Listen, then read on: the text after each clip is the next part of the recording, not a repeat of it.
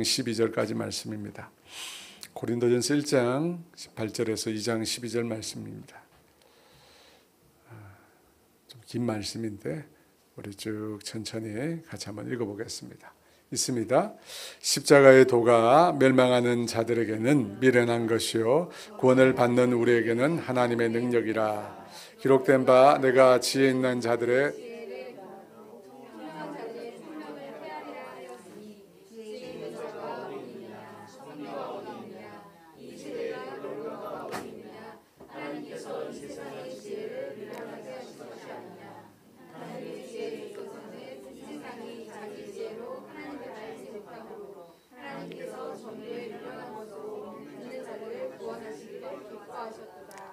유대인은 표적을 구하고 헬라인은 지혜를 찾으나 우리는 십자가에 못 박힌 그리스도를 전하니 유대인에게는 거리끼는 것이요 이방인에게는 미련한 것이로되 저들에게는 유대인이나 헬라인이나 그리스도는 하나님의 능력이요 하나님의 지혜니라.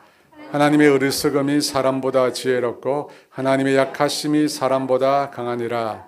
형제들아 너희를 부르심을 보라. 육체를 따라 지혜로운 자가 많지 아니하며 능한 자가 많지 아니하며 문벌 좋은 자가 많지 아니하도다. 그러나 하나님께서 세상의 미련한 것들을 택하사 지혜 있는 자들을 부끄럽게 하려 하시고 세상의 약한 것들을 택하사 강한 것들을 부끄럽게 하려 하시며 하나님께서 세상의 천한 것들과 멸시받는 것들과 없는 것들을 택하사 있는 것들을 피하려 하시나니 이는 아무 육체도 하나님 앞에서 자랑하지 못하게 하려 함심이라.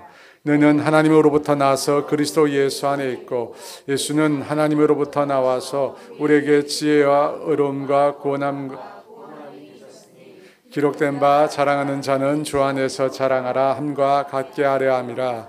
형제들아 내가 너희에게 나아가 하나님의 증거를 전할 때 말과 지혜의 아름다운 것으로 아니하였나니 내가 너희 중에서 예수 그리스도와 그와 외에는 아무것도 알지 아니하기로 작정하였음이라.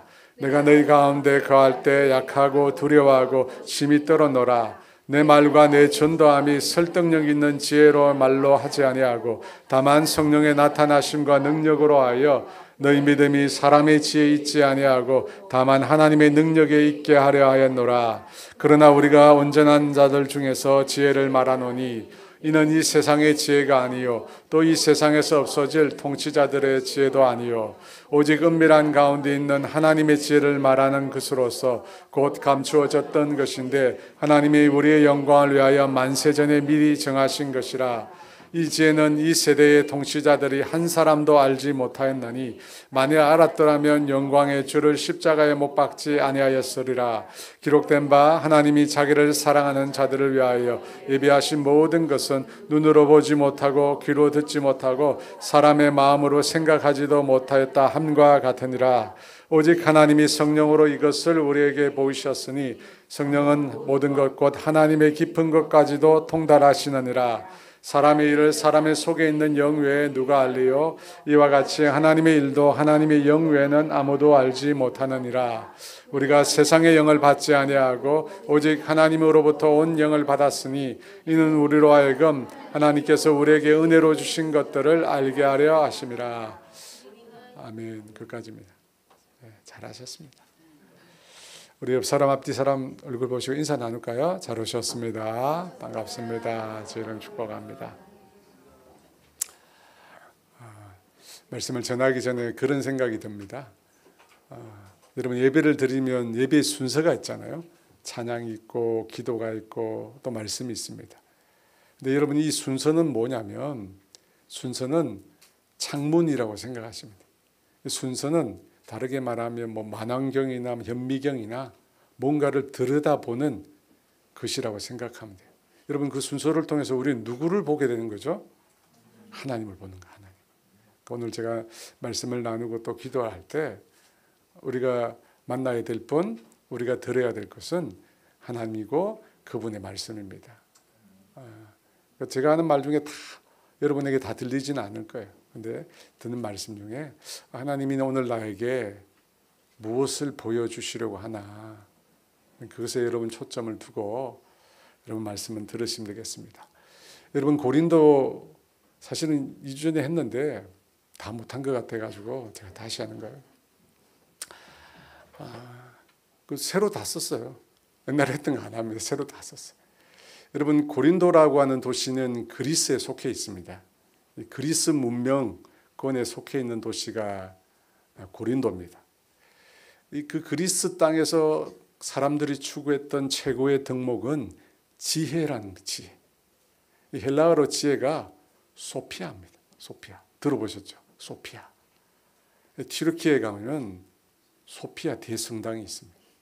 세계 문화유산으로 지정이 됐죠. 근데 지금은 안타깝게도 모스크입니다.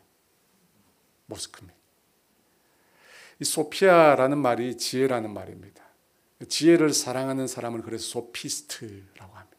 지혜를 사랑하는 사람.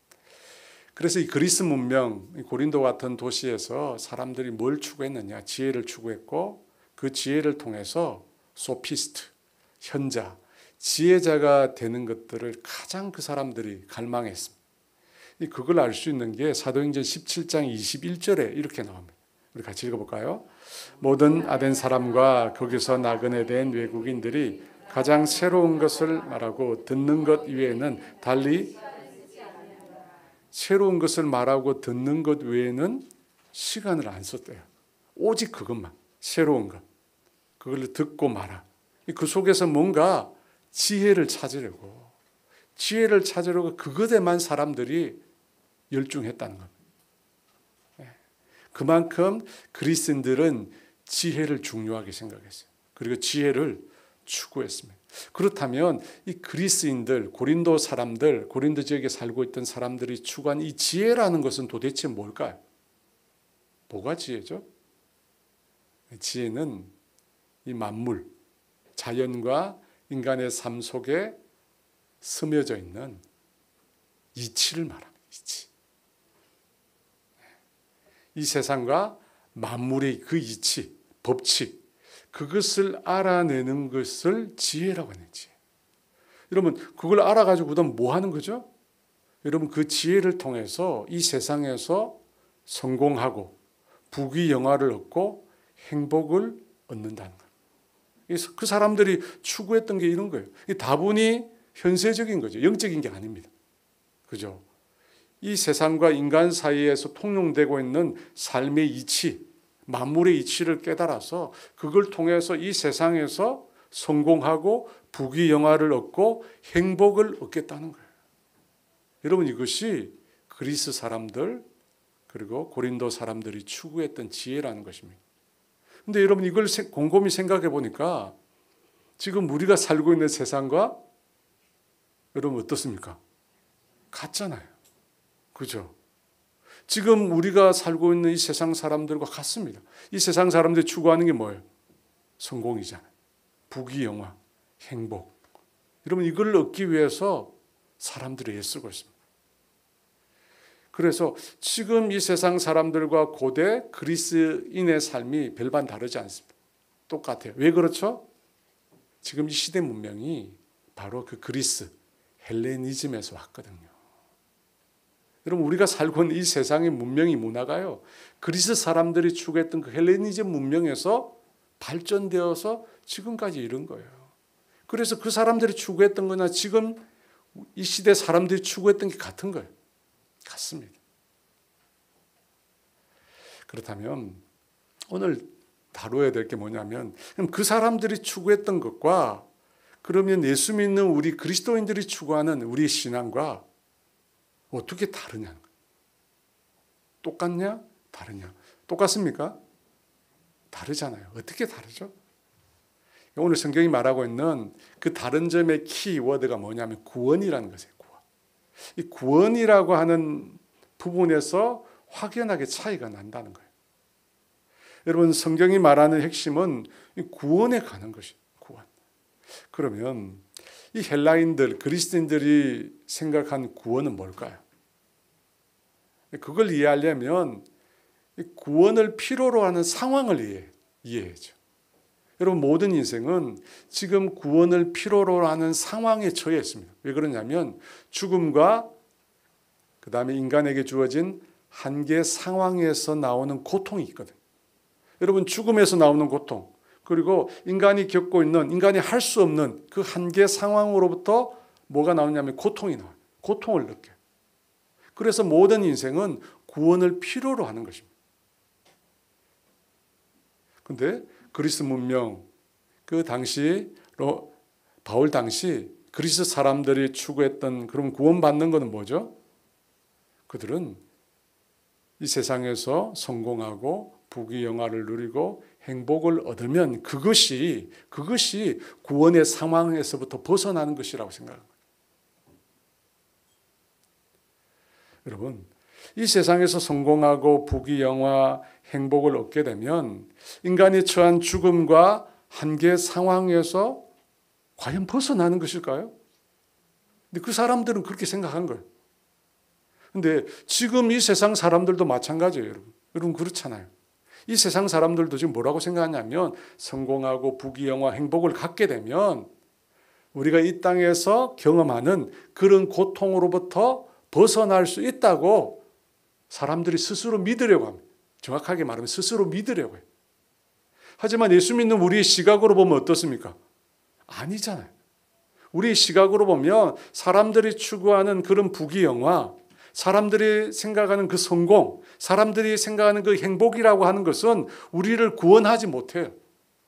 단지 잠시 잠깐 우리가 이 땅에서 겪고 있는 그 고통의 깊이, 고통의 강도를 잠시 조금 덜 해주는 것에 불과해요.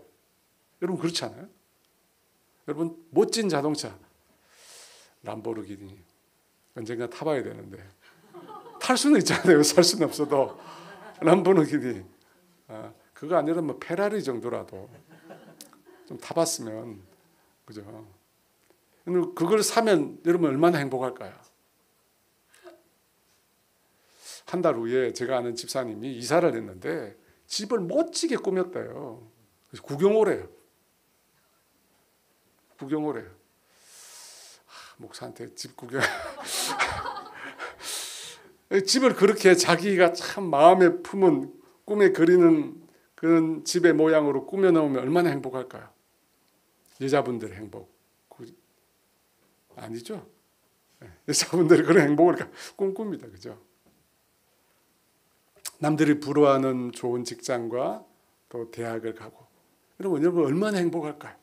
그죠? 근데 우리는 압니다, 여러분. 며칠 안 간다는 거야. 그죠? 어느 분이 그래요. 한강뷰가 그렇게 아름답다고 그래가지고 건대 앞에 33층인가 집을 얻었대요. 한강뷰가 그렇게 아름답다고. 너무 만족했대요. 얼마나 갔을까요? 석 달 갔대, 석 달. 많이 갔죠. 석 달 간 이후에 그 다음에는 커튼을 쳐놓고는 안 본대요. 커튼을 쳐놓고는 안 본대. 여러분, 이 세상의 성공, 부귀영화, 행복이라고 하는 것은 진통제입니다. 진통제. 잠시 그걸 맞으면 잠시 동안 통증을 우리가 잊어버려. 진짜 문제는 해결되지 않죠. 고스란히 그대로 남습니다. 여러분, 이 세상 사람들이 사는 게 그거예요. 죽음과 한계 상황으로부터 도피하려고 합니다. 그런데 그게 사라지지 않아요. 그대로 다 있습니다. 그런데 사람들이요, 모르잖아요. 여러분 알잖아요. 사람들이 모르지 않아요. 알아요. 그런데 그것에 대해서 정직하게 직면하려고 하지 않습니다. 그러면서 사람들이 그러잖아요. 인생은 다 그런 거야. 원래 그런 거야. 이 땅에서 그냥 열심히 재밌게 즐겁게 살면 돼. 저는 이 땅에서 성공하고 부귀영화를 누리고 행복을 얻는 것은 우리가 겪는 진짜 고통에 반창고를 붙이는 것에 불과하다고 생각해요. 반창고 붙이는 거예요. 겉으로 안 보이게. 하지만 여러분, 근본적인 문제는 해결되지 않습니다. 근데 우리가 정말로 해야 될 게 뭐예요? 우리가 겪고 있는 그 고통의 근본적인 원인, 근본적인 이유가 뭔지 우리가 찾아야 될까요? 찾아야 돼요. 왜 우리 인간에게 죽음이나 고통이 왔느냐? 그 근본 원인을 찾아보자 라고 해서 나온 게 종교잖아요. 그게 종교예요. 여러분, 불교에서는 인간이 겪는 고통이 어디에서 왔다고 가르치죠? 그건 다 알잖아요. 그죠? 어디에서 왔다고 가르쳐요? 욕심에서 왔다. 욕심. 욕심 때문에 우리가 인간이 고통을 받게 됐다. 그래서 뭐라고 가르치십니까? 욕심을 버리라. 욕심을 버리라. 그래서 욕심을 버리기 위해서 어떻게 합니까? 수행이라는 걸 해요. 그죠? 10년, 20년, 40년, 어떤 분은 평생 수행합니다. 이 과부자를 딱 해가지고, 그죠? 나무 안에 딱 갇혀있어. 네, 나무 안에서. 네팔에서.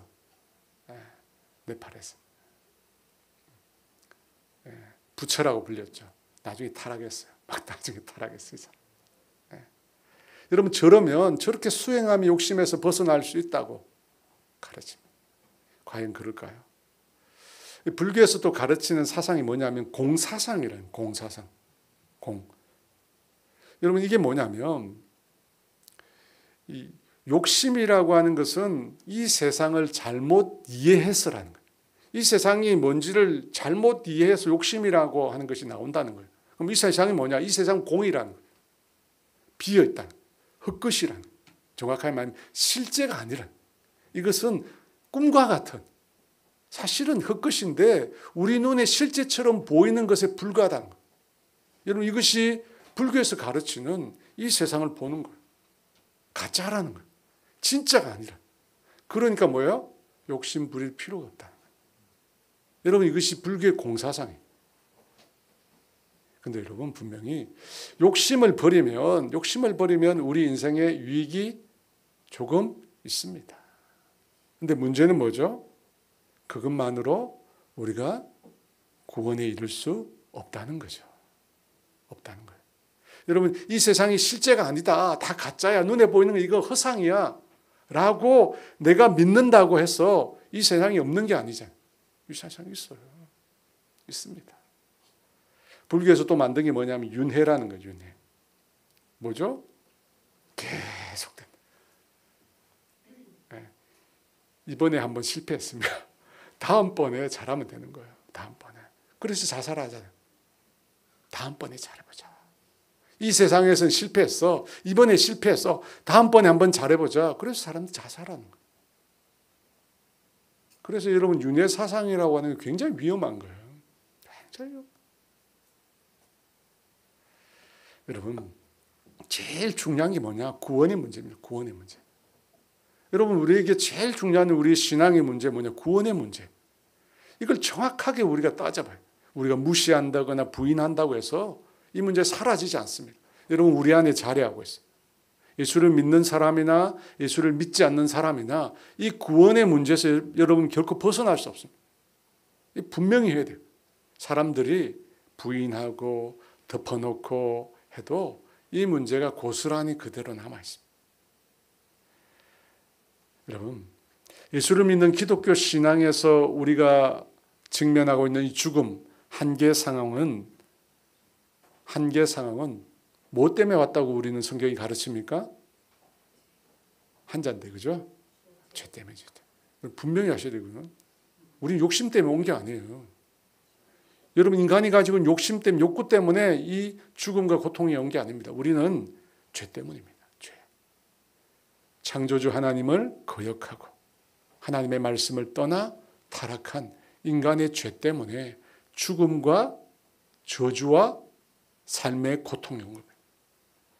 로마서 6장 23절 같이 읽어볼까요? 나와 있잖아요, 성경에. 로마서 6장 23절. 다 알고 계셔야 돼요. 이 정도는. 전도하려면 알아야 될 거 아니에요. 당신이 겪고 있는 이 어려움 어디서 왔냐? 죄 때문에 온 거야. 하나님을 떠났기 때문에 온 거야.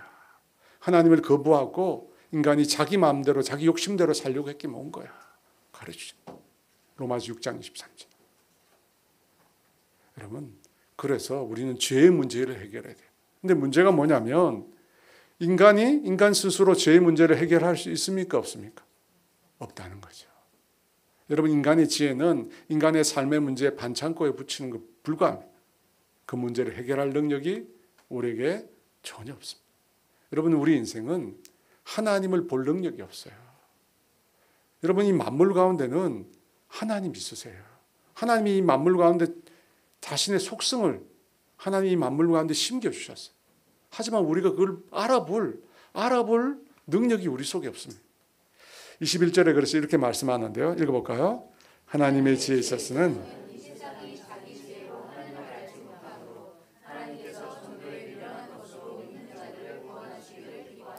여러분, 인간의 지혜로 하나님을 알 수 없습니다.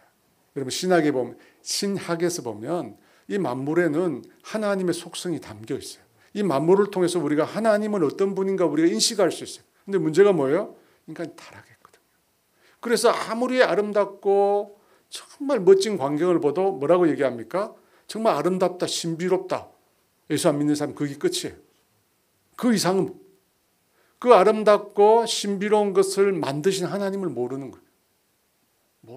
왜? 인간이 타락했기 때문에. 여러분, 인간은 그런 존재. 인간의 지혜로 하나님을 알 수 없습니다. 알 수 없어요. 여러분, 이걸 먼저 우리가 분명히 해야 돼요. 절대 인간의 지혜로 하나님을 알 수 없습니다. 그래서 어떻게 하셨죠? 하나님이 우리 인간에게 당신을 계시하신 거예요. 인간의 지혜로 하나님께 도달할 수 없습니다. 여러분, 인간의 지혜와 지식으로 하나님께 도달하려고 했던 게 뭐예요? 이게 종교예요. 이게 종교입니다. 종교가 뭐냐? 인간의 지혜와 지식으로 신적인 존재에 도달하려고 합니다. 그런데 성경은 그걸 부인해요. 절대 도달할 수 없다는 거예요. 그럼 어떻게 도달할 수 있냐? 하나님이 인간에게 당신을 계시해 주신 거예요. 우리가 하나님께 나아갈 수 있도록. 그러니까 순서가요. 종교는 인간이 하나님께로 가요. 하지만 우리가 믿는 이 신앙은, 기독교 신앙, 하나님이 인간에게, 하나님이 가르쳐 주신 거예요. 인간에게 하나님이 어떤 분이신가. 그래서 기독교를 계시 종교로 하나님이 보시죠.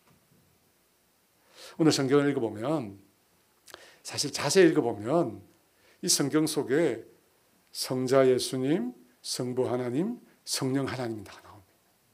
구원에 관한 문제죠. 이 구원에 관한 문제에 이 세 분, 삼위일체 하나님께서 어떻게 일하셨는지가 오늘 성경에 다 나옵니다. 여러분, 그 중에 첫 번째, 성자 예수님. 22, 24절 말씀 같이 읽어볼까요?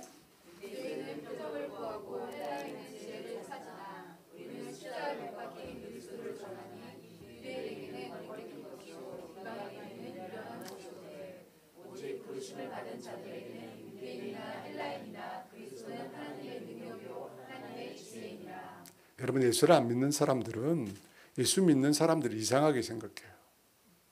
왜 이상하게 생각하죠? 지혜라고 하는 것이, 이 세상 지혜라고 하는 게 현세적이라고 했잖아요. 이 세상에서 성공하고 부귀영화를 누리고 행복을 갖는 겁니다.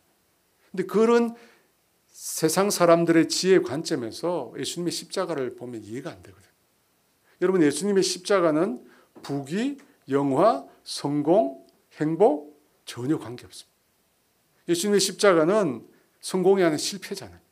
부귀 영화가 아니라 예수님의 십자가는 부귀 영화가 아니잖아요.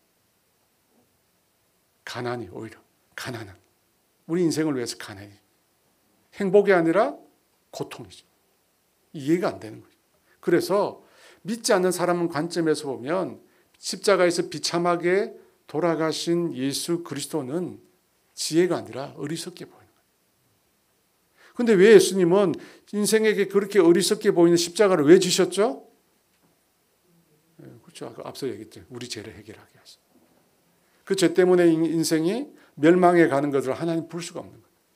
왜? 인생을 사랑하시니까. 볼 수가 없어요. 그래서 그 아들을 보내어서 우리를 대신하여 십자가를 지게 하신 겁니다. 그런데 헬라인의 관점에서는 전혀 그렇게 안 보이는 거예요. 23절, 24절 다시 한번 읽어볼까요? 우리는 십자가에 못 박힌 그리스도를 전하니 유대인에게는 거리끼는 것이요 이방인에게는 우리 부르심을 받은 자들에게는 여러분, 헬라인들이 바라볼 때 십자가는 어리석은 거지만 예수 믿는 사람들이 바라볼 때 그 십자가는 하나님의 놀라운 지혜죠. 그리고 하나님의 놀라운 능력입니다. 여러분, 그 일을 누가 하셨다고요? 성자 예수님께서 우리를 위하여 구원을 이루셨습니다. 이루셨어요. 근데 그게 끝입니까? 예수님께서 그 일을 행하셨어요. 근데 그게 끝이에요? 우리하고 지금 직접적인 상관은 없잖아요. 예수님이 그 일을 행하신 거하고 우리하고 지금 직접적인 상관이 없잖아요. 상관이 있으려면 우리가 그 사실을 믿어야 상관이 있잖아요. 그런데 21절 상반절에 보니까 하나님의 지혜에 있어서는 이 세상이 자기 지혜로 하나님을 알지 못한다. 예수님께서 우리를 위해 십자가에 못 박여 돌아가셨어요. 하지만 우리는 뭐예요? 그 의미를 모르는 거예요. 깨달을 수 없는 거예요. 인간의 지혜로 하나님이 행하신 일을 알 수 없기 때문입니다. 만일 세상의 지혜자들은 자기 힘으로 모든 걸 다 알 수 있다고 생각하는데요. 천만에요. 하나님이 도와주시지 않으면 알 수가 없는 겁니다. 우리 힘으로는 믿을 수 없는 거예요. 그래서 하나님은 예수님께서 우리를 위해 돌아가신 그 일을 믿는 것도 누가 해주셔야 돼요? 하나님이 해주셔야 돼요. 여러분, 내가 내 스스로 믿는 거 아니에요. 여러분 스스로 믿는다고 생각하세요? 천만에요. 내 스스로 믿는 거 아니에요. 하나님이 믿게 해주십니다. 그런데 그 믿게 해주시는 일이 언제부터 시작되느냐? 창세 전부터 시작됐어요. 에베소서 1장 4절에서 5절 말씀 같이 읽어볼까요? 창세전에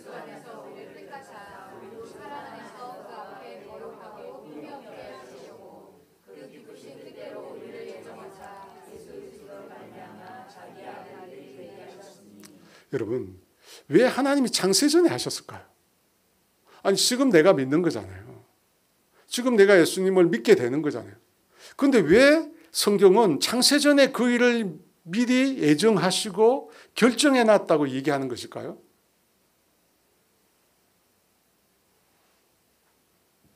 왜 그렇게 말씀하셨죠? 생각해 보신 적 있어요?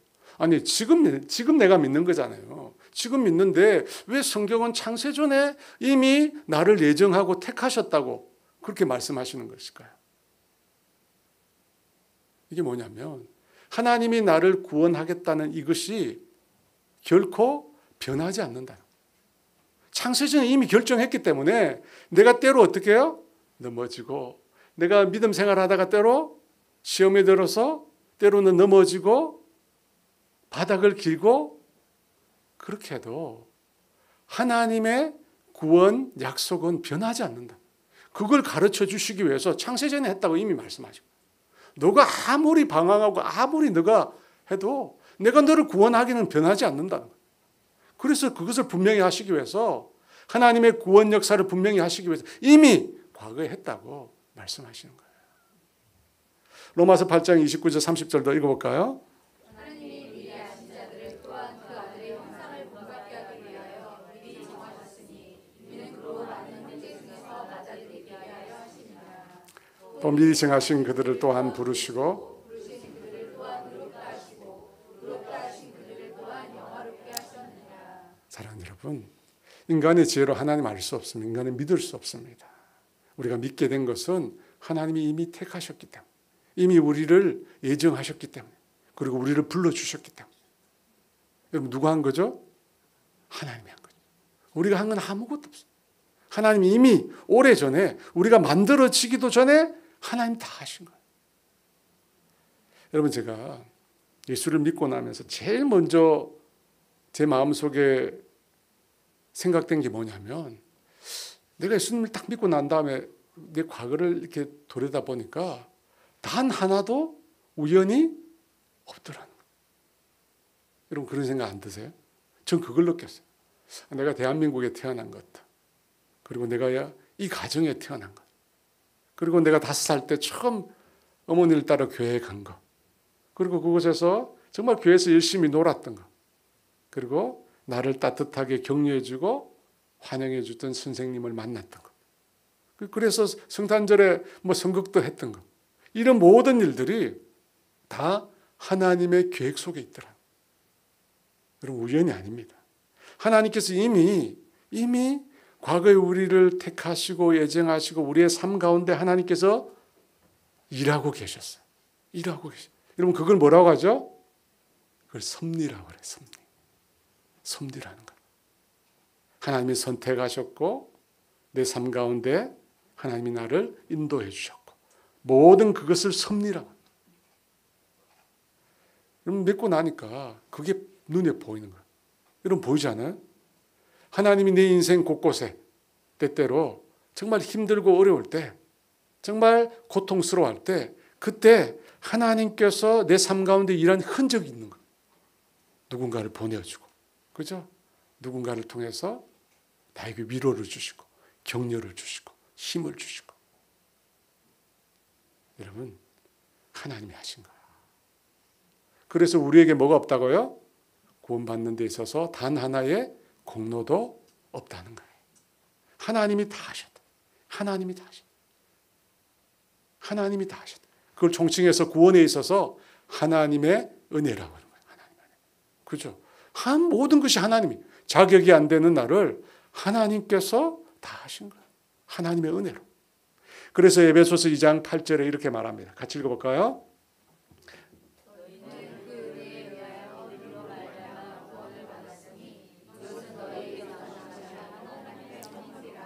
여러분 구원이 뭐라고 해요? 은혜라고. 은혜. 그죠? 내가 한 것이 아무것도 없다는 거예요. 은혜가 뭐예요? 자격이 안 되는 사람에게 베풀어 주신 하나님의 호의를 말하는 거예요. 내가 한 게 아무것도 없어요. 구원받는데 오늘 내가 구원받는데 한 게 뭐가 있어요? 하나님이 창세전에 택하시고 예정하시고 그리고 때가 되어서 부르실 때까지 내 삶 가운데 역사하시고 나를 부르시고 나를 하나님의 자녀로 삼아주시고 내가 한 게 아무것도 없어요. 여러분 구원은 하나님의 은혜예요. 하나님의 선물이며 여러분 선물이 뭡니까? 누가 선물을 줘요. 얼마예요? 하지 않잖아요. 그죠? 이거 얼마예요? 신뢰잖아요. 여러분 선물은 그냥 받는 거예요. 감사합니다. 그냥 받잖아요. 여러분 구원은 선물입니다. 지갑을 꺼내면 안 돼요. 여러분. 하나님께서 내가 좋아서 하나님께서 여러분이 좋아서 공짜로 주신 겁니다. 그랬기에 에베소서 2장 9절 말씀 같이 읽어볼까요?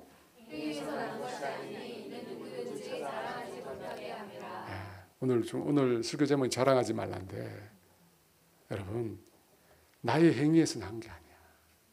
그래서 자랑하지 마. 왜? 하나님이 하신 거야. 단 하나도 우리가 한 게 없습니다. 전부 하나님이. 그래서 자랑하면 안 돼. 자랑하면 안 돼. 하나님이 하셨는데 하나님이 했는데 왜 우리가 우리 자신을 자랑해? 그렇잖아요. 하나님이 하셨는데 왜 우리가 우리 자신을 자랑해? 여러분 우리가 자랑하지 말아야 될 또 한 가지 이유가 있어요. 첫 번째는 하나님이 하셨기 때문에 우리가 자랑할 게 없는 거고 또 우리가 자랑하지 말아야 될 또 한 가지 이유는 이 자기 자랑이 죄와 관련이 깊거든요. 여러분 죄라는 건 이기심이에요. 이기심. 근데 자기 자랑은 어디서 나오냐면 이기심에 나오는 거야. 이기심. 자기 자랑은 이기심에 뿌리를 두고 있어요. 그래서 예수님은 철저히 자기 부인하셨죠. 철저히 자신을 부인하셨어요. 나의 원대로 하지 마옵시고 아버지의 뜻대로 하십시오. 여러분 예수 믿는 사람들은 그래서 정체성이 자기 부인이에요. 이기심이 아니라 내가 원하는 대로 내가 바라는 대로 여러분 이것은 예수를 믿는 신앙이 아닙니다. 우리는 자기 자랑을 배격해야 돼요. 우리 옆 사람한테 인사할까요? 자기를 부인합시다. 자신을 자랑하지 맙시다. 제가 볼 겁니다. 자기. 여러분 수없이 많은 사람들이 자기를 자랑하다 넘어졌어요. 그렇지 않나요? 여러분 이 땅에 정말 사역을 정말 성공적으로 잘하다가 넘어진 수없이 많은 목회자들이 있어요. 사역자들이 있어요. 여러분 그 시작이 어딘지 아세요? 자랑이에요. 자랑이에요. 제가 1990년대 말에 신학교를 다녔거든요. 여러분 그때 신학생들을 모아놓고 훌륭한 목사님들, 이름 있는 목사님들이 와서 말씀을 전하고 세미나를 했어요. 제가 그때 막 노트에 다 적었거든요. 근데 그로부터 10년이 지난 후에 그 중에 많은 목사님들이 타락했어요. 근데 그 노트에 보면 뭐라고 돼 있냐면 자기 자랑이 얼마나 많지. 진짜요. 자신의 능력을 자랑, 학위를 자랑하고 교인 수를 자랑하고 설교를 자랑하고 다 넘어졌어요. 제가 뭐 말 안 쓰면 안 들어도 아실 건데 다 넘어져. 여러분 절대 자신을 자랑하지 마세요. 마귀의 밥이 됩니다. 사도 바울이 너무 그걸 잘 알고 있어요. 그래서 뭐라고 얘기했냐면 갈라디아서 6장 14절 말씀 같이 읽어볼까요? 그러나 내게는 우리 주 예수 그리스도의 십자가 외에 결코 자랑할 것이 없으니 그리스도로 말미암아 세상이 나에 대하여 십자가에 못 박히고 세상을 다하여 오늘 설교를 다 잊어버려도 이 말씀만 기억하시면 돼요. 그러므로 내게는 우리 주 예수 그리스도의 십자가 외에는 자랑할 것이 없다. 여러분 사도 바울이 자랑할 것이 얼마나 많은 사람입니까? 여러분 그는 엄청난 영적인 은사를 가지고 있는 사람, 그리고 엄청난 영적인 경험을 했어요. 여러분 천국을 다녀온 사람이에요. 여러분 그가 세운 교회가 몇 개, 그가 기록한 성경이 몇 권입니까? 여러분 자랑하려면 이 정도는 돼야 자랑할 수 있는 거 아니에요? 그런데 우리 주 예수 그리스도 십자가 외에는 자랑할 것이 없다. 자신의 모든 자랑을 배설물로 여긴다고 했습니다. 여러분 왜 그렇게 했을까요? 자기 자랑이 넘어지게 하는 거거든요. 내가 사실 그 많은 일들을 했지만 사실 나를 구원하는 일에 나의 공로는 없어요. 내 공로로 구원 얻은 게 아니잖아요. 여러분 그런 측면에서 26절에 하나님이 이런 말씀을 하신 거예요. 같이 읽어볼까요? 형제들아 너희를 부르심을 보라. 육체를 따라 지혜로운 자가 많지 아니하며 능한 자가 많지 아니하며. 바울이 왜 이런 얘기를 했을까요?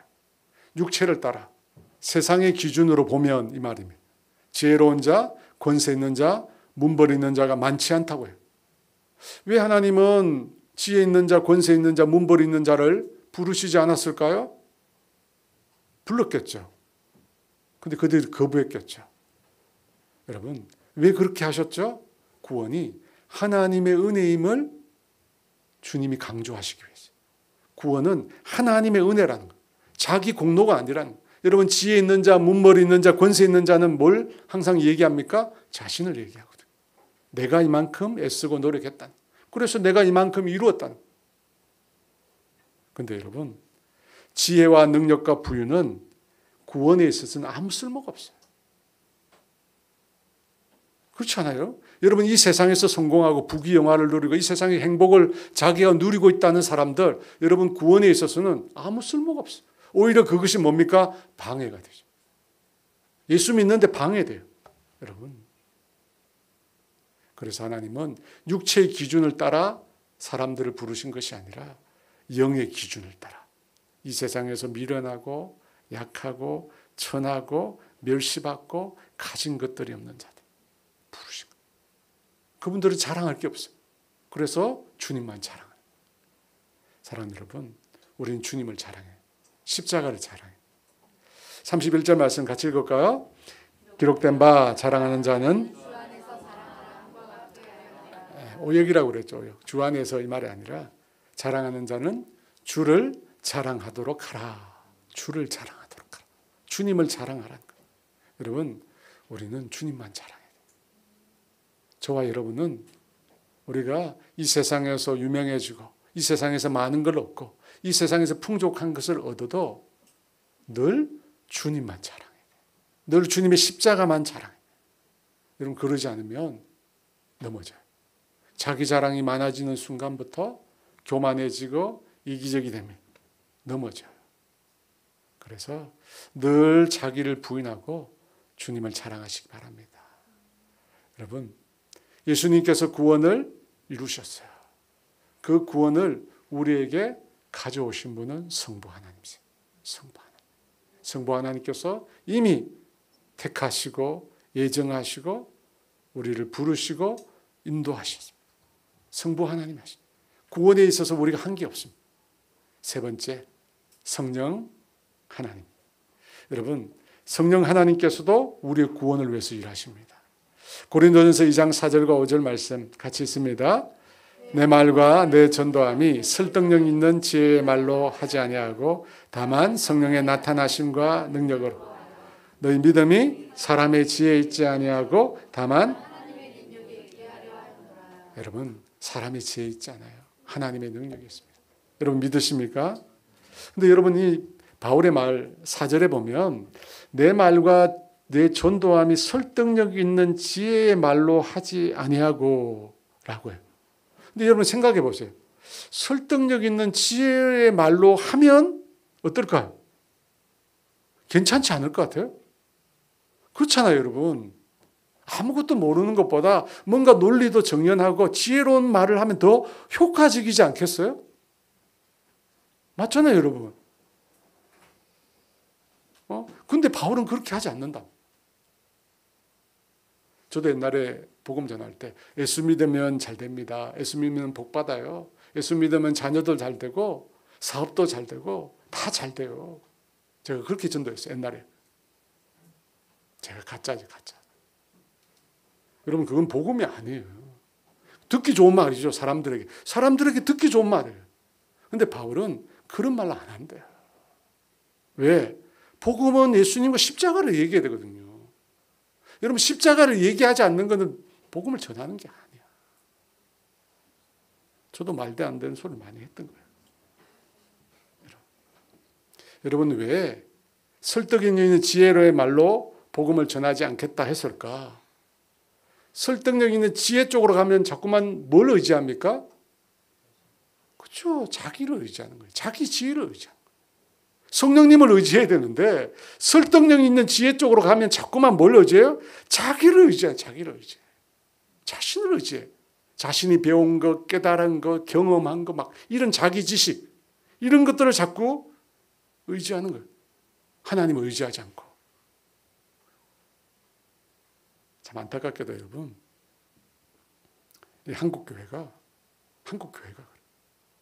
금식하고 늘 엎드려 기도하고 영혼을 위해서 막 눈물 뿌리고 막 진짜 그렇게 기도하는 목회자들 안 찾아요, 지금 한국 교회가. 여러분, 한국 교회가 어떤 목회자들 찾는지 아세요? 학력이 높아야 돼.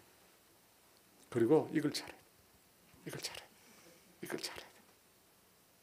그건 실제잖아요, 여러분. 실제. 근데 과연 그런 상황에서 정말 생명력 있는 복음이 전파될 수 있을까요? 제가 금주에 한 중소교회에서 부목사로 사역하시는 한 부목사님 부부를 만났어요. 근데 이 목사님이 부목사로 있는데 사역하시는 그 교회에 담임 목사님이 은퇴하고 후임이 왔어요. 근데 후임이 이 부목사님보다 나이가 어려요. 여러분, 이럴 때 어떻게 되죠? 나가야 되죠. 이 부목사님 나가야 돼요. 나가야 돼. 너무 힘들대. 제일 힘든 게 뭐냐면 사람들이 갈 데 없으니까 그냥 있지 그래요. 그 말 제일 기분 나쁘대. 제일 기분 나쁘대. 그래서 제가 뭐라는 줄 아십니까? 그런 수모를 더 당해야 된다고. 그런 수모 아직 안 끝나서 더 당해야 돼. 더 당해야지 길이 열린다고. 아직 멀었다고. 좀 더 당해야 된다고. 있어야 된다고. 여러분, 그 부목사님은 후임이 편안하게 목회할 수 있도록 나가야 돼요. 근데 8년을 사역했거든요.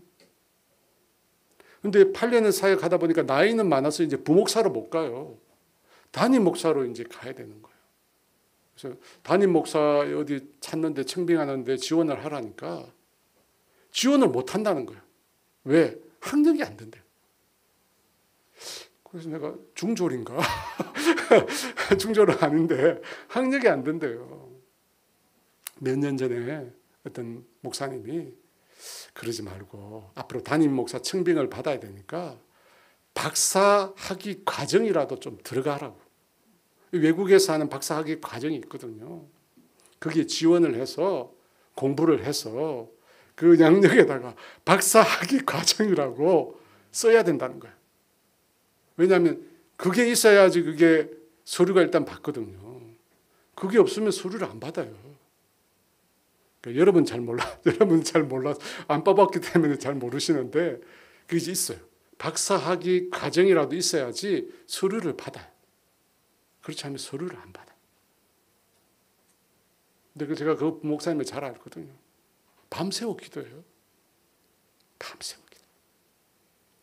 영혼을 위해서 막 눈물 뿌리면서 그렇게 기도. 내가 막 안타까운 거예요. 그래서 내가 아는 교회라도 있으면 소개시켜주고 싶은데, 우리 바꾸는 교회 문종석 목사는 14명에 갔는데 이분은 14명 아니라도 된대요. 10명 밑으로도 간다. 네. 제가 없어서 그런데 혹시 아시는 분 있으면 저한테 알려주세요. 목회자가 없어가지고 어려운데. 여러분, 반드시 하나님은 길을 여신다고 저는 믿습니다. 그렇게 기도하고 있어요. 언젠가 우리에게 한번 모실 거야. 모실 거야. 사랑하는 여러분, 사도 바울은 인간의 지혜, 설득력 있는 인간의 말이 아니라 성령의 나타남과 능력으로 복음을 전한다고 했습니다. 왜 그렇죠? 왜 그렇죠, 여러분? 여러분, 우리가 복음 전하잖아요. 자꾸만 우리 지혜를 의지하지 마세요. 이렇게 말하면 이 사람이 넘어갈 거야. 절대 그런 일이 없습니다. 여러분, 왜 인간의 지혜로 복음을 전하지 말라고 했습니까? 인간의 지혜로는 복음을 깨달을 수 없기 때문입니다. 아무리 유창한 논리와 말이라도 인간의 지혜로는 영혼을 예수 믿게 만들 수가 없다는 거예요. 여러분, 복음은 복음을 전하는 방식으로 해요. 여러분, 이 세상 학문과 지혜도 이 세상 학문과 지혜를 공부하는 방식이 있잖아요. 그죠? 사고하고 관찰하고 경험해서 그래서 공부하는 거잖아요. 근데 복음도 방법이 있어요. 어떻게 하는 거죠? 어떻게 해요? 복음은 하나님의 지혜거든요. 하나님의 지혜는 누구를 통해서요? 성령님을 통해서. 8절 말씀 읽어볼까요? 이 지혜는 이 세대의 통치자들이 한 사람도 알지 못하였나니 만일 알았다면 영광의 주 십자가에. 여러분, 이 하나님의 지혜는 이 세상 지혜로 이해할 수가 없어요. 10절 말씀 표준 세번역인데요. 읽어볼까요? 하나님께서는 우리에게 계시하십니다. 성령은 모든 것을 곧 여러분 성령님을 통해서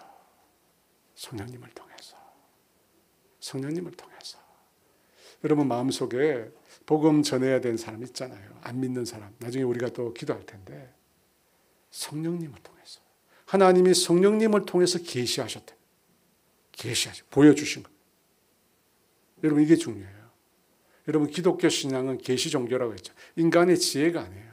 인간에게서 나온 것이 아니에요. 하나님에게서 나왔어요. 그것은 하나님의 영이신 성령님만 그 말씀을 계시하고 깨닫게 할 수 있습니다.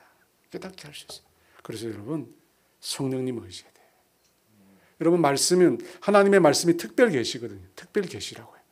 그 하나님의 말씀인 성경을 통해서 성령님께서 그 말씀을 계시해 주셔야 돼요.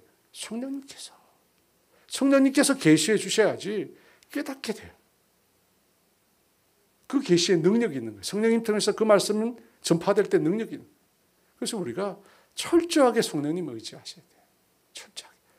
인간의 설득력 있는 말로 안 된다고 했어요, 여러분. 안 돼요. 막 되는 것 같은데 끝에는 교회 안 간다고 그래요. 근데 성령님이 하시면 안 되는 것 같은데 되는 거예요. 옥하는 목사님이 그런 얘기 많이 하셨거든요. 어떤 얘기 많이 하셨냐면 새생명 축제 하잖아요. 그러면 처음 온 사람이 막 오잖아요. 막 와요. 근데 목사님이 설교를 하시는데 늘 같은 설교를 하세요. 사형리를 가지고 설교하는데 막 서형리를 풀어서 설교하는데 그날 자기가 너무 은혜를 받은 거예요. 왜냐하면 설교가 너무 잘 되는 거야. 막 말도 술술 나오고 막 그래. 그래서 막 복음 전하고 나서 마음이 너무 행복한 거야. 와, 오늘 진짜 복음 잘 전했다. 결과는 어때요? 신통치 않은 거야. 결과가 신통치 않아요. 자기는 너무 좋았는데 결과가 신통치 않아요. 회심자가 별로 없어요. 근데 반대로 어떤 날이 있죠? 복음이 안 전해지는 거야. 막 말을 버벅거리고 무슨 얘기를 했는지 기억이 안 나고 했던 얘기 또 하고 막 그러잖아. 근데 결과가 어때요? 놀라운 열매가 맺히는 거예요. 놀라운 열매가. 그래서 늘 고백하시다. 사람의 설득력 있는 지혜가 아니구나. 하나님의 성령님. 여러분 성령님이 행하시면 은밀한 말이라도 역사가 나요. 미국의 대부흥을 이끌었던 조나단 에드워드라고 하는 아주 유명한 부흥사가 있습니다. 그리고 이분은 말을 잘 못해요. 유창하게 막 이렇게 하잖아요. 그분은 어떻게 하냐면 책 읽듯이 읽어요. 책 읽듯이 읽었어요. 근데 앞에 그 말씀을 듣는 사람 다 꼬꾸라지는 거예요. 제가 참 그걸 볼 때마다 은혜를 받아요. 그렇지. 탁월한 말이 아니라, 언변이 아니라, 설득력이 아니라 성령님. 저뿐만 아니라 여러분도 마찬가지. 성령님 의지하셔야 돼요. 누가복음 11장 13절 말씀 같이 있습니다. 너희가 악할지라도 좋은 것을 자식에게 줄 알거든 하물며 너희 하늘 구하는 자에게 성령을 주시지 않겠다. 네, 가장 좋은 거 성령님 주세요. 여러분 성령님 어떤 분이십니까? 예수님을 증거하시는 분. 성령님이 예수님을 증거하세요. 하나님의 깊은 것까지 알게 하시는 분. 여러분 창세로부터 하나님께서 숨겨놨던 놀라운 구원의 비밀을 깨닫게 해주시는 분. 여러분 성령님이세요. 성령님. 그 성령님이 우리 가운데 임재하실 때 그때 우리가 거듭나게 되잖아요. 그 성령, 여러분 사람의 말로 거듭나는 게 아닙니다. 사람의 지혜와 사람의 설득력 언변으로 사람이 거듭나는 게 아니에요. 성령이 임하실.